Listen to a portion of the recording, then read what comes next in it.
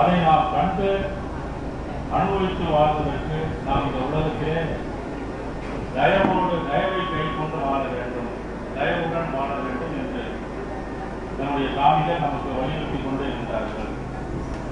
அந்த தயவை பெறுவதற்காகத்தான் இந்த உலகத்திலே நமக்கு வருகின்ற சூழல் அனைத்தும் என்று அவர்கள் அடிக்கடி சொல்வார்கள். ஒரு சிறிய நிகழ்ச்சியாக இருந்தாலும் சரி, பெரிய நிகழ்ச்சியாக இருந்தாலும் சரி, எப்படிப்பட்ட சூழலாக இருந்தாலும் சரி, அணுகணமும் நாம் பக்குவம் அடைவதற்காகத்தான் ஒவ்வொரு சூழலும் நம்மை சூழ்ந்து கொண்டே இருக்கிறது. இதை நாம் உணர்ந்து இந்த வாழ்க்கையிலே தயவை தனிப்பட்ட தன்மையை சிறப்பாக எடுத்து காட்டுகிறார். அதே போல உயிர்களிடத்திலே தயவு காட்டுவதை, இரக்கம் காட்டுவதை சிறப்பாக எடுத்து காட்டுகின்றார். இந்த இரண்டினாலுமே மனிதன் நினைத்த மரணத்தால் பெருவாக தரலாம் என்ற ஒரு ஒப்பற்ற அனுபவ வார்த்தையும் அவர் தன் வாழ்க்கையினால் நமக்கு காட்டி கொடுத்திருக்கிறார். அதனால அவர் சொன்னார், ஈரமும் அன்பும் கொண்டு இன்னொரு பெற்றேன், என்மார்க்கும் இரவாக தன்மார்க்கும் தோழி சொல்றார். ஈரம் என்றால் நம்மிடத்தில் பிறரிடத்தில் காட்டக்கூடிய இரக்கம், அகத்திலிருந்து வெளிப்படுதல் வேண்டும். அன்பு என்பது இறைவனிடத்தில் வைக்கக்கூடிய அந்த பெரும் பக்தி, அசையாத நம்பிக்கை.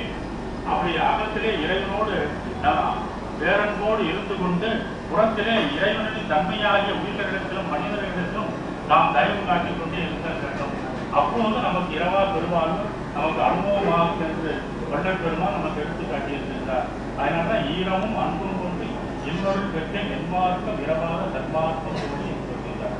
ஆகையினால அந்த இறைநிலையை நாம் சார்ந்து கொள்ள பணியும் கொள்ளுதல் வேண்டும். காலையில் நாம் தயாரகமாக பாராட்டி அந்த பாடலிலே நிறைய உண்மையை சொல்லப்பட்டிருக்கிறது. அதான் சொல்றார், சார்ந்திருக்கைய சார்பன உன்னை சார்ந்த எந்தனக்கே ஓஞ்சிறக்கரிய உண்மையா உலகத்திலிருந்தே உணர்த்தினை ஒன்று. இறைநிலையை நாம் அகத்தில் சார்ந்து விட்டோம்னா நமக்கு வேண்டியவைதான் அகத்திலிருந்தே கிடைத்துக் கொண்டே இருக்கும். கருத்துக்களாக இருந்தாலும் சரி, மற்ற எதுவாக இருந்தாலும் வாழ்க்கைக்கு தேவையான எல்லா வசதிகளும் பொருள்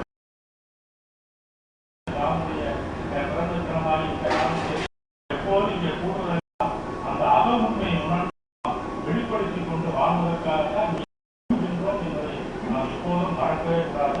நமது அக உண்மை கடவுள். நம்முடைய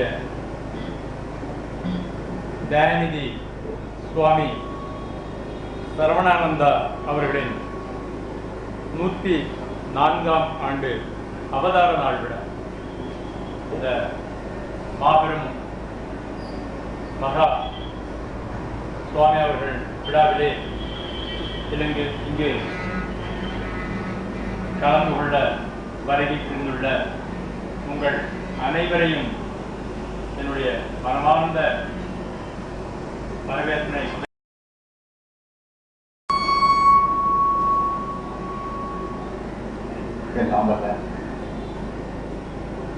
பிரகாச வள்ளல் பெருமான் பேரருளால் சுவாமியுடைய 104வது ஆண்டு அவதார விழாவை கொண்டாடும் முகமாக நாம் கூறியிருக்கின்றோம். முதலில் நம்முடைய தவஞானி தயாநிதி சுவாமி சரவணானந்தா அவர்களுடைய பொற்பாதங்களை பணிந்து போற்றுவோமாக. நம்மைத்தான் இந்த சங்கத்திலே இணைத்து யார் பெற்ற பேர் எல்லோரும் பெற வேண்டும் என்ற பரோபகார சிந்தனை திருத்தி அருள்ஞானி அவர்கள் நாம் என்றென்றும் நன்றியுடன் நினைவில் பெற்றுள்ளோம்.